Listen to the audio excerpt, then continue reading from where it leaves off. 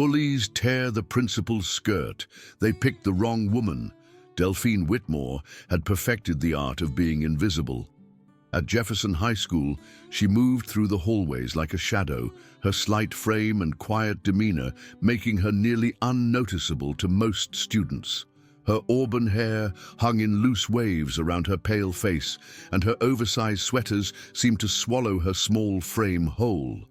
Behind wire-rimmed glasses, her green eyes held an intelligence that most people never bothered to notice.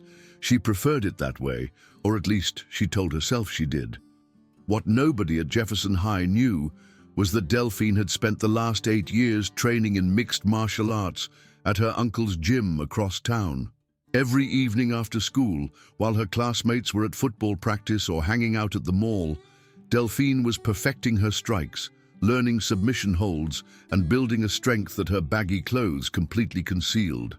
Her uncle Marcus, a former UFC fighter turned trainer, had taken her under his wing after her parents divorced and her mother struggled to build her daughter's confidence. Marcus had been careful to teach Delphine not just the technical aspects of fighting, but the mental discipline that came with it. "Real power comes from knowing you don't have to use it," he would say during their training sessions. He had seen too many talented fighters destroy their lives because they couldn't control their aggression outside the ring, and he was determined that Delphine would never follow that path. The training had been intense and methodical. Delphine had learned Brazilian Jiu-Jitsu, Muay Thai, and traditional boxing, developing a fighting style that emphasized efficiency over flashiness. By the time she reached Jefferson High, she could have easily held her own against most adults, let alone the bullies who tormented her daily. The bullying had started almost immediately when Delphine transferred to Jefferson at the beginning of the semester.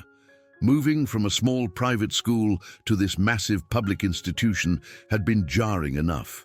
But it was her quiet nature and slight build that made her an easy target for students looking for someone to push around. Troy Brennan was the ringleader, a stocky quarterback with bleached hair and a perpetual sneer. He ruled the school's social hierarchy with the kind of casual cruelty that came naturally to those who had never faced real consequences. His two constant companions were Jackson Pike, a lanky basketball player with dead eyes and a mean streak, and Becca Reeves, a cheerleader whose pretty face masked a vicious personality. Together, they had made Delphine's life at Jefferson a daily ordeal. The harassment had started small, but was clearly calculated. The first incident occurred during her second week at Jefferson, when Troy had accidentally shoulder-checked her near the chemistry lab, sending her textbooks and carefully organized notes flying across the hallway. As she scrambled to collect her papers, he had stood over her with that characteristic sneer, making loud comments about how some people just don't know how to handle themselves. The psychological warfare escalated from there.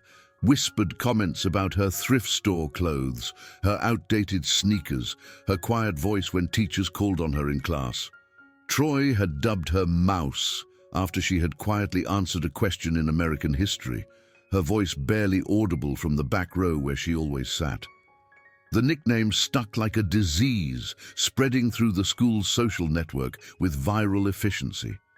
Soon, even students who didn't actively participate in the bullying were calling her by that name, effectively erasing her real identity and reducing her to nothing more than a timid creature to be pitied or ignored. The nickname became a weapon in itself. Teachers who should have known better began using it casually, thinking it was just a harmless nickname. "Mouse, can you read the next paragraph?"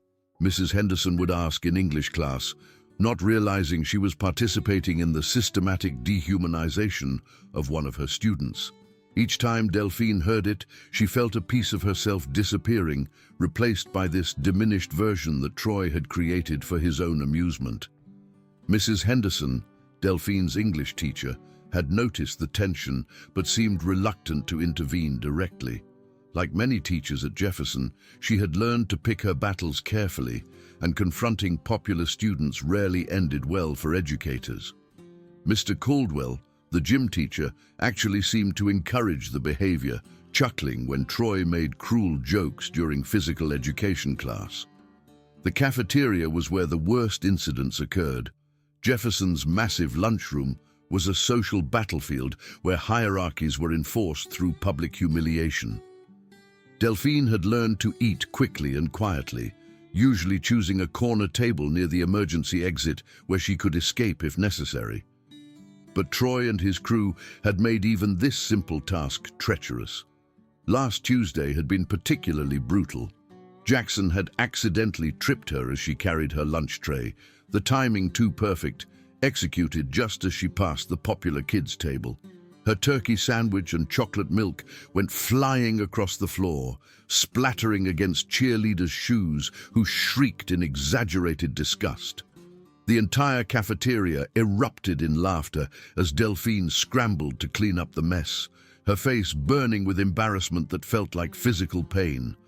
Troy had stood over her during cleanup, grinning widely as he offered mock sympathy loud enough for half the cafeteria to hear. "Careful there, Mouse. Maybe you need to work on your coordination, or maybe they don't teach you how to walk properly where you come from." The comment was accompanied by snickers from his friends and uncomfortable silence from everyone else. But it wasn't just the big incidents that wore her down. It was the constant low-level harassment that made every day feel like navigating a minefield. Troy would wait for her at her locker, forcing her to be late to class as he and his friends formed human barriers she had to navigate around. The physical intimidation had escalated gradually. Shoulder checks became harder. Books were knocked from her hands with increasing frequency.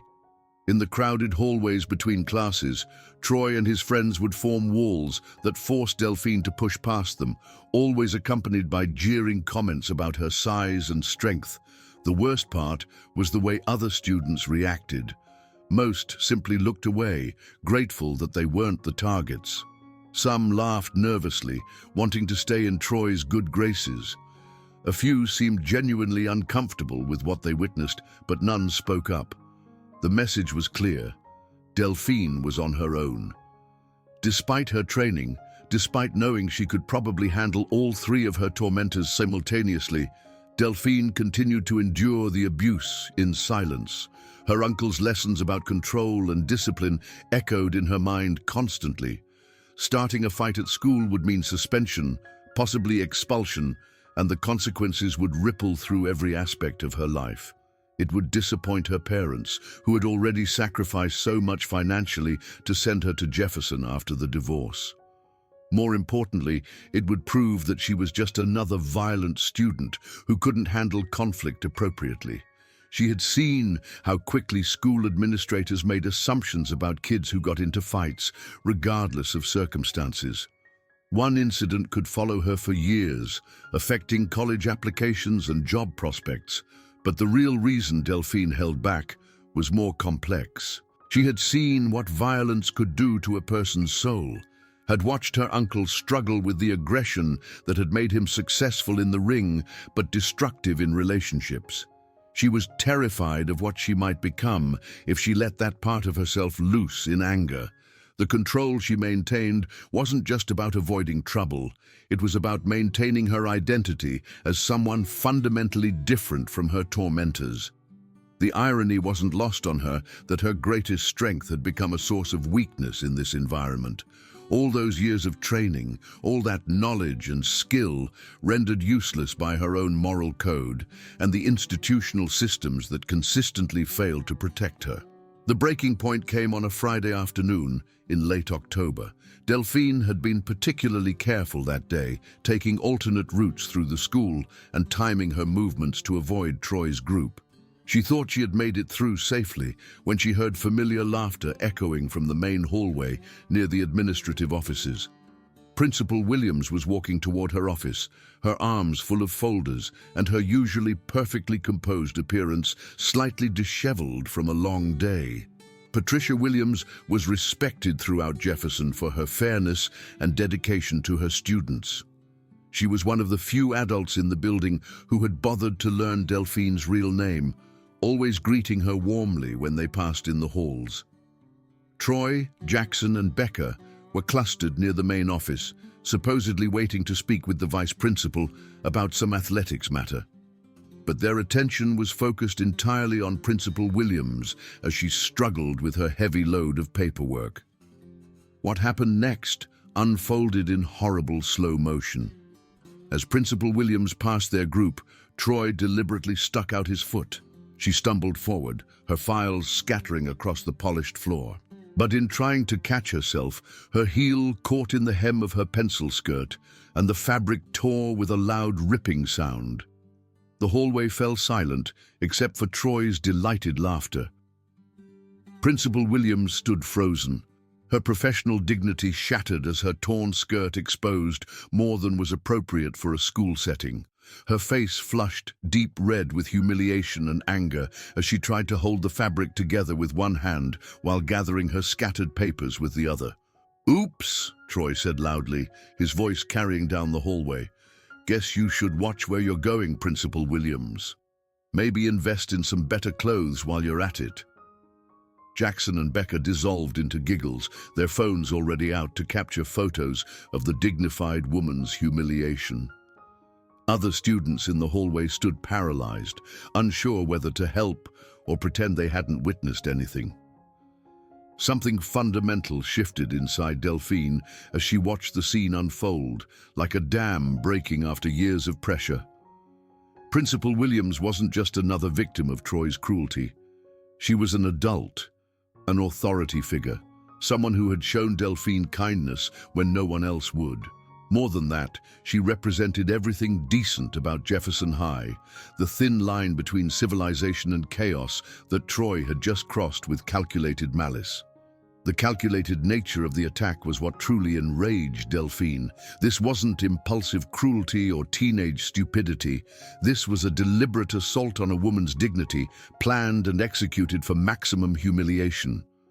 Troy had waited for the perfect moment when the hallway was crowded with witnesses, when Principal Williams was most vulnerable with her arms full of documents. He had orchestrated this moment of degradation with the same careful attention he brought to planning his football plays. As Delphine watched the dignified woman struggle to maintain her composure while holding together her torn clothing, something inside her crystallized with perfect clarity.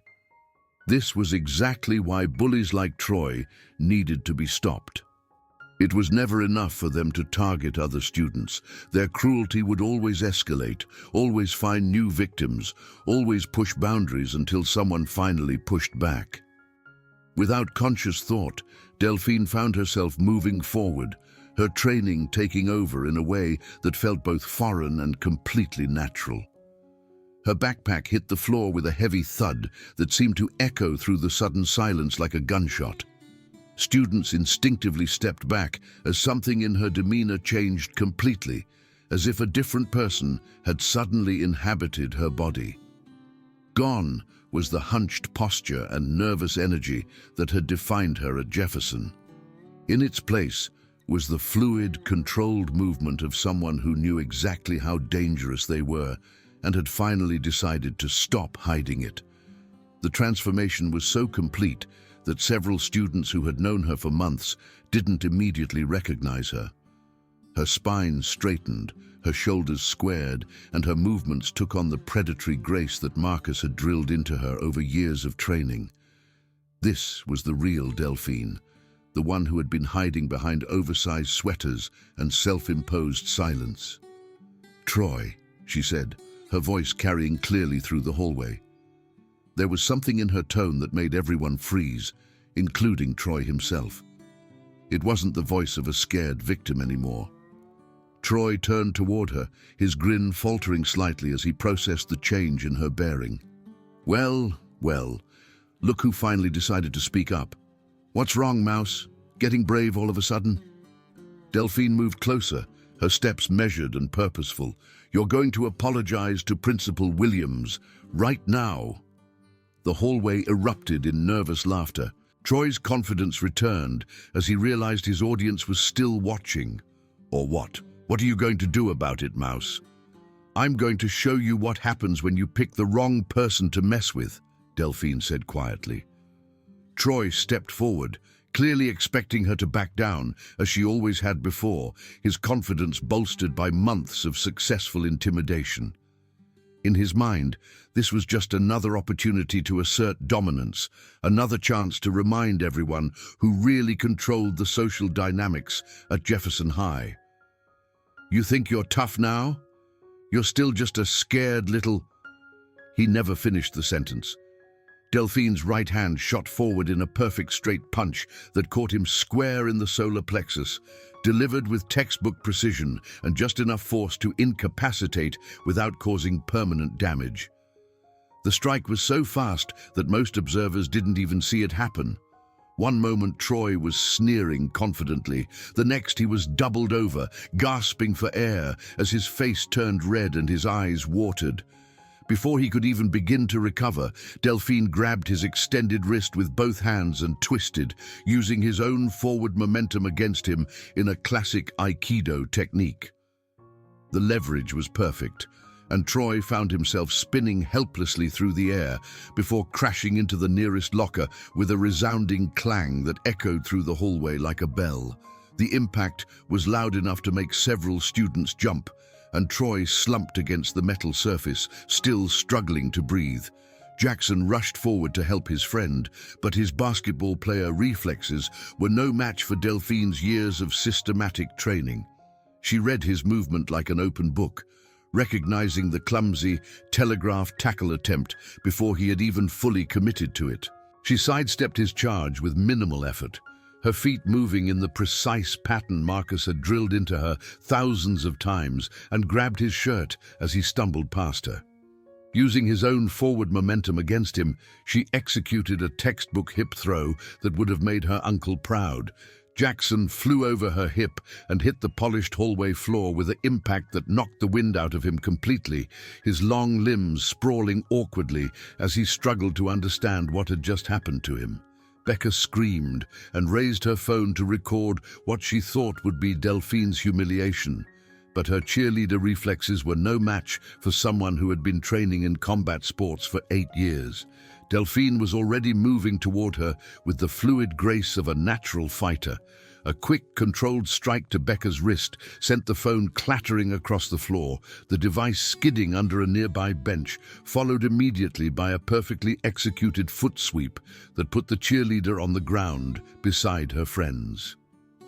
The entire confrontation had lasted less than 30 seconds, but to the witnesses it felt like watching a masterclass in controlled violence. Delphine had dismantled 3 opponents with such efficiency and precision that it was almost artistic in its execution. The entire confrontation had lasted less than 30 seconds. Troy was slowly pulling himself up from the floor, his face a mask of shock and disbelief. Jackson was curled in a ball, holding his ribs and groaning. Becca sat where she had fallen, staring up at Delphine with wide, frightened eyes. The hallway was completely silent, except for the heavy breathing of the 3 bullies. Every student stood frozen, unable to process what they had just witnessed. The quiet, invisible girl they had all dismissed had just dismantled the school's most feared bullies with clinical efficiency. Delphine stood over Troy, her breathing steady and controlled. For a moment, she saw fear in his eyes for the first time ever. She could see he was vulnerable, beaten, humiliated in front of the entire school.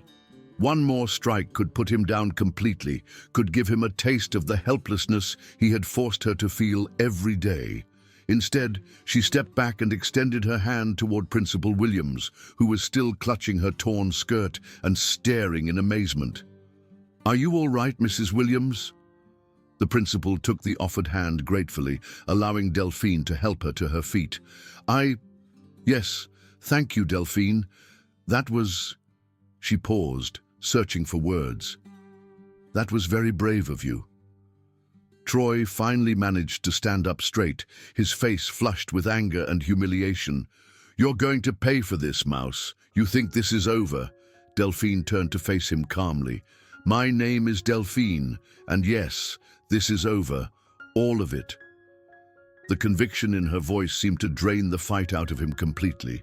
Troy looked around at the crowd of students staring at him, no longer with fear or respect, but with the kind of fascination people reserved for watching someone's downfall. He had been exposed as a coward who only picked on those he thought couldn't fight back. "Come on," he muttered to Jackson and Becca, both of whom were slowly getting to their feet. "Let's get out of here." As the three of them limped away, the crowd began to disperse, students whispering excitedly about what they had witnessed. But several remained, looking at Delphine with a new kind of respect. Among them was Ryan Castellanos, a quiet boy from her chemistry class who had always seemed kind but had never spoken to her directly. He approached cautiously, his expression mixing admiration with concern. "That was incredible," he said softly. "I've wanted to do something about Troy for months, but I never—" He trailed off, shaking his head. "Where did you learn to fight like that?" Delphine smiled for the first time in weeks, feeling a weight lift from her shoulders that she hadn't realized she was carrying. "My uncle owns a gym. He's been training me since I was 10. Why didn't you ever fight back before?" The question hung in the air as Delphine considered her answer. "Because I wanted to be better than them. I didn't want to become the kind of person who solves problems with violence." She glanced toward where Troy's group had disappeared. "But sometimes people need to understand that their actions have consequences." Principal Williams had managed to tie her jacket around her waist to cover the tear in her skirt. She approached Delphine with a complex expression, clearly torn between gratitude and her responsibility to address the violence that had just occurred. "Delphine, I need you to come with me to my office," she said gently. "We need to discuss what just happened." Delphine nodded, understanding that there would be consequences even for justified self-defense.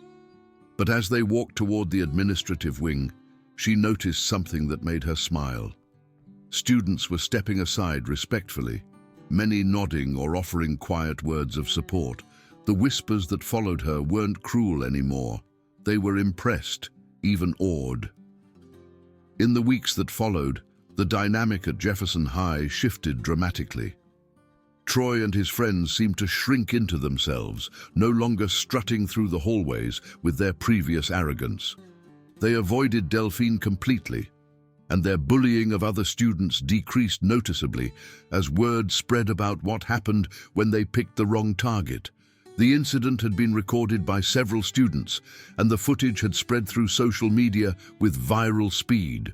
But rather than glorifying violence, the video sparked conversations about bullying, standing up for others, and the failure of adults to protect vulnerable students. Delphine found herself reluctantly famous, but she used the attention to advocate for better anti-bullying policies. More importantly, other students began standing up for themselves and each other. The culture of silent complicity that had allowed bullying to flourish was replaced by something healthier.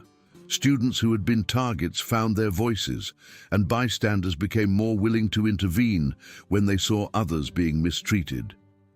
Delphine found herself with friends for the first time at Jefferson. Ryan had become a close companion, and their friendship had blossomed into something deeper as they spent time together studying and talking about their shared experiences of feeling invisible at school. She learned that he had been writing poetry in secret, just as she had been hiding her martial arts training. The disciplinary hearing had resulted in a 3-day suspension for fighting, but Principal Williams had made it clear that she understood the circumstances. "I don't condone violence," she had told Delphine privately, "but I also can't condone the systematic harassment you endured. Sometimes the system fails, and people have to protect themselves." Troy had also been suspended, not just for the incident with Principal Williams, but for the pattern of bullying behavior that finally came to light when other students felt safe enough to report it. The investigation revealed months of harassment directed at multiple targets, and his athletic eligibility was suspended pending a review. As Delphine sat in her uncle's gym several weeks later, working through her training routine with renewed focus, she reflected on how much had changed. She had learned that sometimes being strong meant knowing when to hold back, but it also meant knowing when to stand up. The real strength hadn't been in the techniques she used to defend herself. It had been in maintaining her principles even while refusing to be victimized. "You did good, kid," her uncle said, watching her practice her forms. "You used exactly the right amount of force to stop the threat without going too far. That's what real martial arts is about: control, not destruction." Delphine smiled, feeling the truth of his words settle into her bones. She had found her voice and her strength, not by becoming like her tormentors, but by refusing to let them define who she was. At Jefferson High, she was no longer invisible, but more importantly, she was finally truly herself.